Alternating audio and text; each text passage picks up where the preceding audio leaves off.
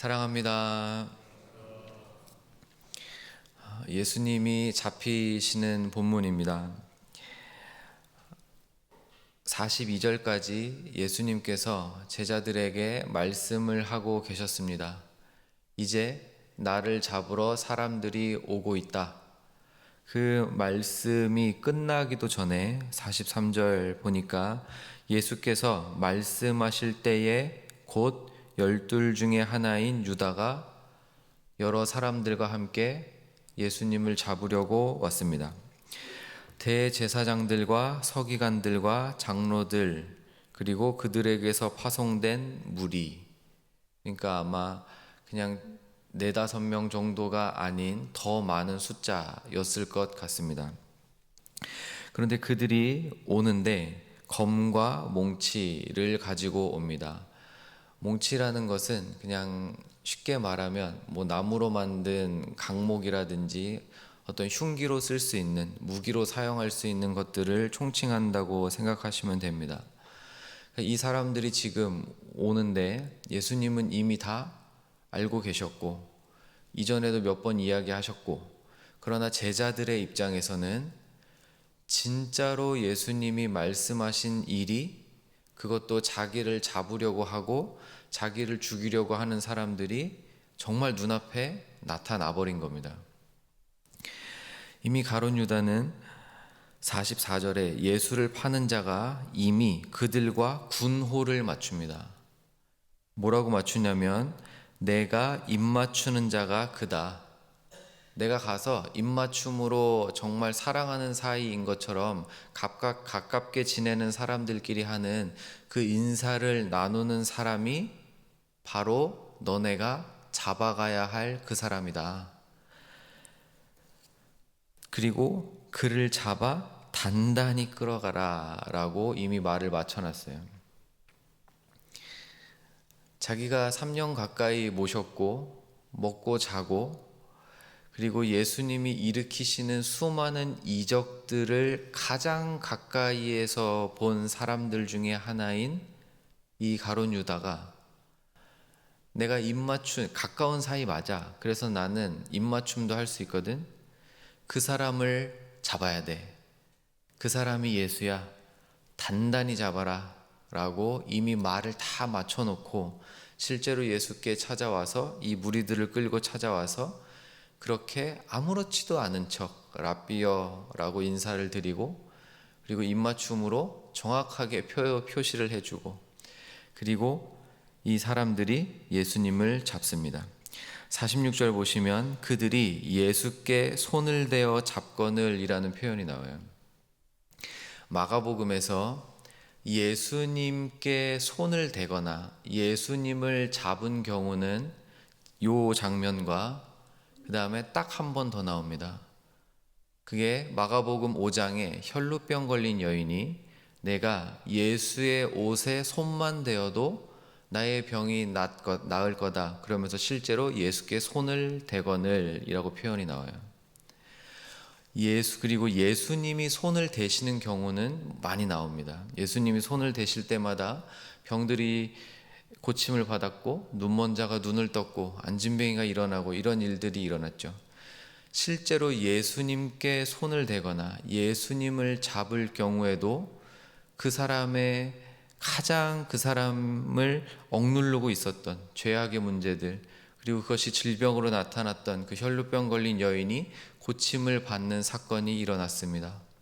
그런데 여기서는 그들이 예수께 손을 대는데 예수님을 잡아 죽이려고 하는 손을 댐입니다.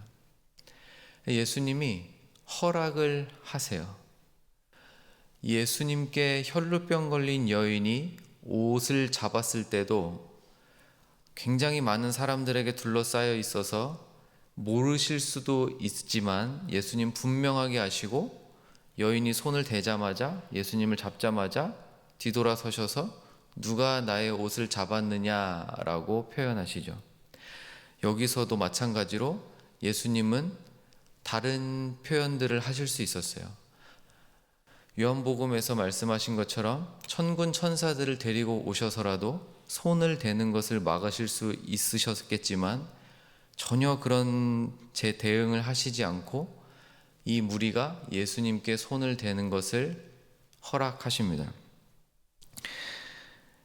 예수님을 잡아가는 것은 양쪽에게 사실 다 큰 일이 벌어지는 거예요. 예수님을 잡으려고 하는 사람들의 입장에서도 드디어 벼르던 이 큰 일을, 이 거사를 치러내는 날입니다. 이거 성공해야 우리의 권력이 안전하고, 이거 성공해야 지금 내가 누리고 있는 것들을 계속해서 누릴 수 있고, 이거 성공해야 저 거짓된 진짜 이들의 입장에서는 하나님을 모독하는 저 못된 놈을 드디어 벌할 수 있는 정의와 심판이 이루어지는 날인 거예요. 반대로 잡히는 쪽에서도, 예수님의 제자들 입장에서도, 그리고 예수님의 입장에서도 이제 정말 잡히면 예수님은 십자가 죽음을 지러 가시는 거고, 제자들의 입장에서는 끝까지 따랐던, 정말 신뢰했던, 그리고 아직까지는 잘못 알고 있는 그 하나님의 나라가 이 땅에 완성될 때 예수님이 왕으로 서시고 자기들이 무언가 한 자리 할 수 있겠다는 이 비전, 좋게 말해주면 이 멋진 꿈, 이 꿈이 이루어지느냐 마느냐의 갈림길이죠. 그러니까 양쪽 다 큰 일이 이제 벌어지는 거예요.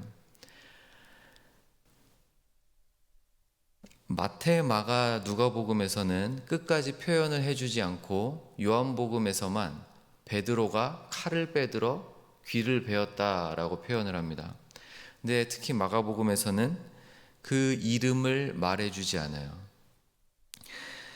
47절에 곁에 서 있는 자 중에 한 사람이 칼을 빼어 대제사장의 종을 쳐서 그 귀를 떨어뜨렸다라고 표현합니다.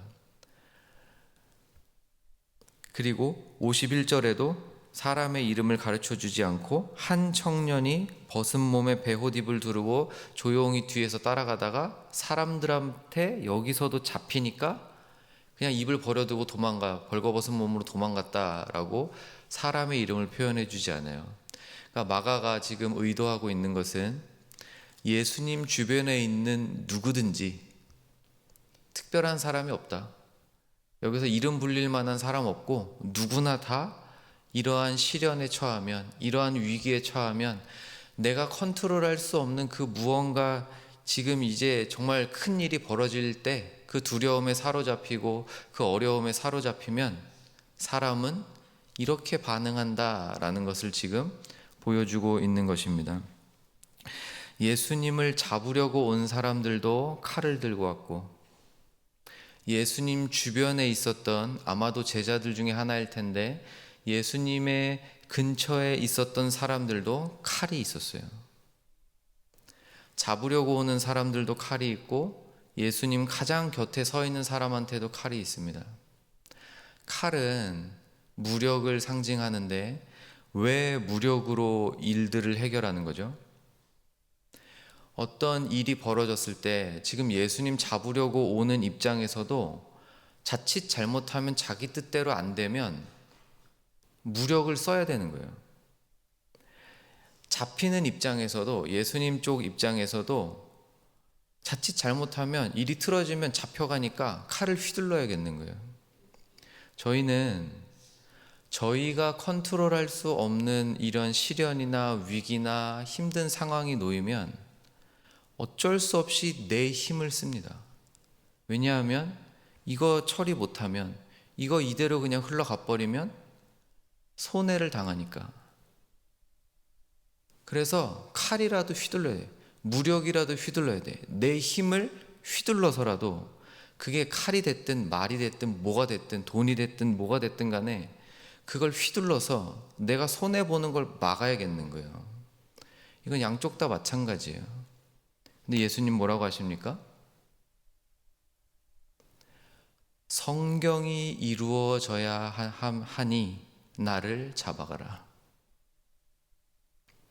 이것이 예수님과 제자들과 무리와의 다른 점입니다. 힘으로 잡으려고 하고 힘으로 안 잡히려고 하고, 그리고 심지어 51절 52절 보시면 조용히 예수님을 뒤에서라도 따라가는데, 이 장면 거의 넌센스 아닙니까? 왜 벌거벗고 이불 두르고 따라가요? 이 사람이 누군지도 모르겠고, 그리고 정확하게 왜 이렇게 행동했는지도 나타나지 않지만 상징하는 것은 분명합니다. 이 청년이 안 잡히면 모르겠는데 잡혀버려요. 예수님이 잡히신 것처럼 이 청년도 예수님 뒤에서 멀리서 멀찍이서 따라가다가 잡혀버려요. 그때 이 청년은 어떡합니까? 입을 버리고 벌거벗은 수치를 당해서라도 도망가는 거예요. 근데 예수님은 어떻게 하시죠? 정확하게 반대로 잡히시고 로마 병사들에게 옷이 벗겨짐을 당하시고 수치를 당하시면서 십자가에 못 박혀 죽으십니다. 시련이 왔을 때 내가 어떻게 할 수 없는, 그래서 이대로 그대로 흘러가면 내가 너무 큰 손해를 봐야 되는, 저희가 예수님처럼 생명을 잃을 만한 일이 뭐 얼마나 있겠습니까? 거의 없을 텐데, 그러나 좀 축소하고 축소해서 이거 그대로 흘러가면 내 손해가 너무 자명해 보이고 내가 무언가 수치를 당해야 되고 내가 무언가 큰 어려움을 당할 것 같을 때 내 힘을, 내가 무언가 휘두를 수 있는 걸 다 휘둘러서라도 그걸 피하려고 하는 게 저희의 속마음이죠. 그리고 어떻게 해서든지 피하려고 했는데 결국 잡혀버리면 다 벗김을 당하더라도 도망가는 게 저희들입니다. 그런데 예수님께서는 예수님이라고 해서 벌거벗김을 당하는 걸 뭐 좋아하셨겠습니까? 아니면 잡히시는 걸 좋아하셨겠어요? 그렇지 않죠. 그러나 기준이 어디 계십니까? 49절 끝부분에 그러나 이는 성경을 이루려 함이니라. 이 힘든 일, 이 시련, 이 어려움 가운데 내가 뭘 휘둘러서라도 이걸 피해야 되나, 아니면 잡히면 다 버리고서라도 도망가야지, 이 생각 당연히 하죠. 할 수밖에 없으니까. 그런데 그 와중에도 예수님 가장 먼저 하시는 건 무엇입니까? 하나님의 뜻이 어디에 있는가? 하나님이 원하시는 것이 무엇인가? 이 시간, 이 상황, 이 여건, 이 일을 하나님께서 내게 허락하셨다는 분명한 믿음이 있기 때문에 내가 어떻게 하기를 원하실까? 정말 하나님의 뜻이 어디에 있을까? 가장 먼저 묻고 말씀을 붙들고 기도할 줄 아는 저희가 되었으면 좋겠습니다. 오늘 하루 어떤 일을 만나시든지 큰 일이든 작은 일이든 내가 휘두를 거 먼저 머릿속에 떠오르는 게 저희들이지만 그걸 잠시 붙잡고 무릎을 먼저 꿇어서 하나님이 원하시는 것이 무엇일지를 가장 먼저 구하는 오늘 하루 되시기를 주님의 이름으로 축원드립니다.